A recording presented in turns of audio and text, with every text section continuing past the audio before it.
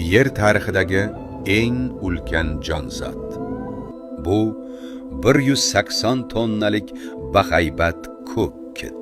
Uning yuragi mashina kattaligida va bu yurak daqiqasiga atigi 5 marta uradi.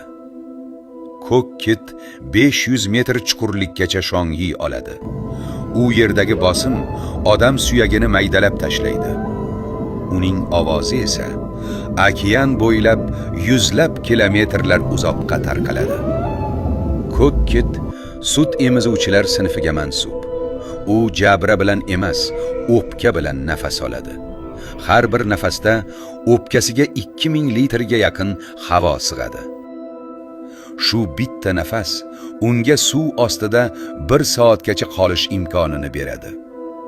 Uning qon tomirlari shunchalik kengki, ichida odam bemalol harakat qila oladi.